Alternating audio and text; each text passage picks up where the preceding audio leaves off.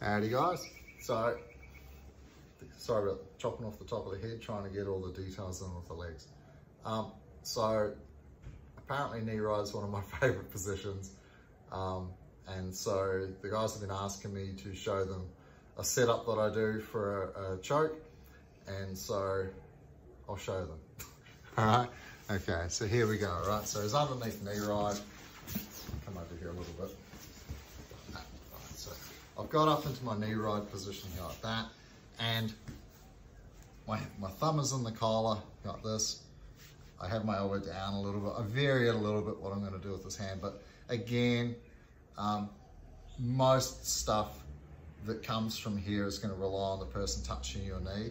Not always, but like, that's why I like to show the submissions that require this, because it teaches the guys under here not to do that, right? So that's what I'm after. And if I put it down here, like, he's probably not gonna respond the same. So this is a technique where I want him to respond quite emotionally, quite strongly to it. So I'll move it up here and I wanna make it like a little bit nasty, right? So you go up here, he responds there. So I'm gonna pull this, instead of going for the arm bar over there, I'm gonna pull this arm past my knee here like this, yeah? So I'm pulling it over here, bringing my shoulder, pull your arm out. So again, it's my shoulder coming down that's holding it there, right? Now, once I get here, yeah, he's still got another arm that I need to get rid of, yeah? So when I push down with my knee again, that hand comes over to it. Don't know if you can see that, but his other hand has come over to deal with it, right? So we'll go back to the start, since this is a nice angle. No, here like this, cool. So I've put pressure here, this hand's gone to help, which it shouldn't. Pull it past my knee, here like this. Now, he's still got another hand. I lean back on his chest again, like that. So I can just bring my knee out across and kill that arm, yeah? The next step is I pull this again over there and lean on it. So now nothing's coming out. The arm's stuck, both his arms are stuck. My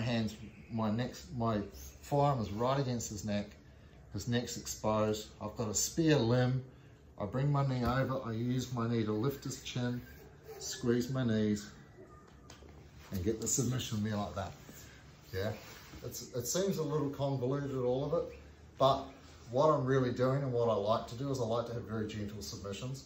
So by that, I mean, I don't want to have a tug of war with the person at the end. I don't want to have an arm bar where the guy's arms are locked up. If there's a way that I can negate that in the process of doing the arm bar, then I want to do it, yeah? And it's the same with the choke. The biggest problem with doing a traditional step over choke like this, yeah, is that if I step over from here, he's got a spare hand, because you could potentially hold this and step over and do it there, yeah? And some people are very successful with that. But again, this hand is still in the way, and I don't like the other hand. I'm not really controlling it. So if I do bring this leg over, he can use this hand to block my knee. See, it doesn't really get there, yeah? So through being a little frustrated years ago with like things getting in the way, I thought, well, if I get rid of them first, then I don't have that problem. So when I very first put my knee here, I want to get rid of this arm, so I pull it past my elbow. He's got another hand. I lean back on the chest to bring it over to me, slide through, sit on it, pull the arm across, lean heavily on it. Yeah, everything's controlled nicely. Leg comes over.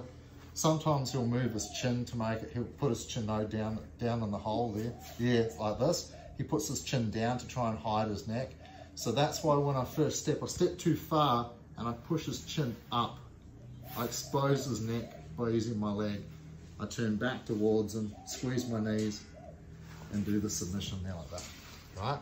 So, now you know one of my favorites. I'll expect you guys to be doing it on me.